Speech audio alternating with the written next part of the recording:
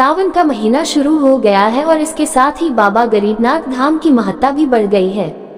सावन के महीने में बाबा गरीबनाथ की पूजा अर्चना के लिए दूर दूर से श्रद्धालु आते हैं। इस पावन महीने के हर सोमवार को सोनपुर के पहलेजा घाट से गंगा जल लाकर कांवड़िए बाबा गरीबनाथ की पूजा अर्चना करते हैं। झारखंड के बिहार से अलग होने के बाद बाबा गरीबनाथ मंदिर में देवघर के बाद सबसे अधिक श्रद्धालु आते हैं। बाबा गरीबनाथ मंदिर को उत्तर बिहार के बाबा बैद्यनाथ के रूप में जाना जाने लगा है। यहाँ सालों भर पूजा अर्चना के लिए शिव भक्तों की भीड़ लगी रहती है। सावन महीने में तो भक्तों का रेला ही उमड़ पड़ता है। यहाँ दूर दराज के लोग पूजा के लिए आते हैं। मंदिर का इतिहास। मंदिर का काफी पुराना इतिहास है।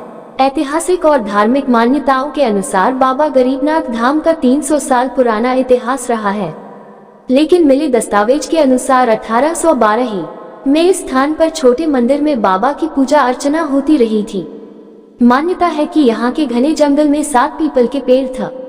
एक बार जंगल की सफाई के दौरान किसी मजदूर की कुदाल से कोई चीज टकराई। उसने देखा कि वहाँ से खून की धारा बह रही है।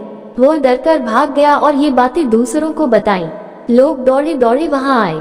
जब उन पेड़ों को काटा गया तो अचानक खून जैसे लाल पदार्थ निकलने के बाद विशालकाय शिवलिंग मिला।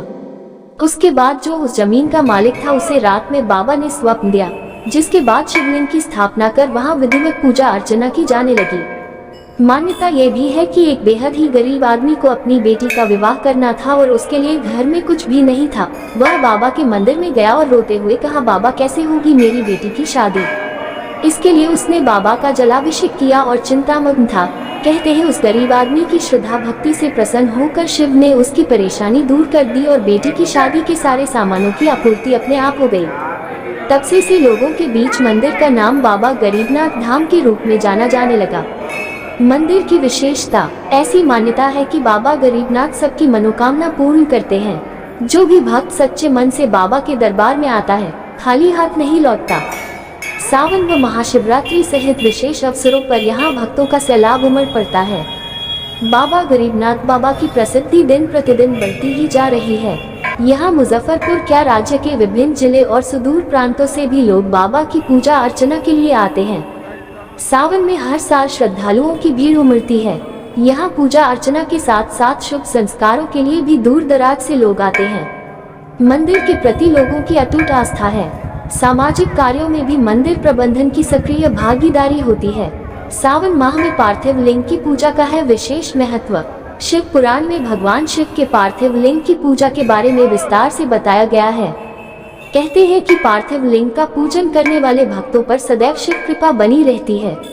श्रावण मास को शिव का माह माना जाता है, इसलिए इस माह में पार्थिव लिंग बनाकर पूजन का विशेष पुण्य शिव भक्तों को मिलता है।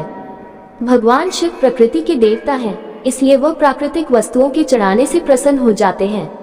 उनकी पूजा में कोई आडंबर नहीं होता। वो तो बस प्रेम के भूखे हैं और भोले इतने हैं कि हर भावना को ही प्रेम समझ बैठते हैं। दूसरे देवी देवताओं की अपेक्षा शिव शक्ति को प्रसन्न करना अधिक आसान है। कैसे करें भगवान शिव की पूजा? सबसे पहले कुष्मान ऋषि के पुत्र मंडप ने पार्थिव पूजन किया था। भगवत प्रेरणा से उन्होंने जगत के कल्याण के लिए पार्थिव लिंग बनाकर शिवार्चन किया। पार्थिव शिवलिंग बनाने में इस बात का ध्यान रखें कि यह 12 अंगुल से ऊंचा नहीं हो। इससे अधिक ऊंचा होने पर पार्थिव लिंग पूजन का पुण्य प्राप्त नहीं होता है। इसे बनाने के बाद ओम नमः शिवाय मंत्र से शिवार्चना करनी चाहिए। आज की हमारी जानकारी आपको कैसी लगी कमेंट बॉक्स में जरूर बताएं और चैनल को सब्सक्राइब लाइक करना ना भूलें। ओम नमः शिवाय।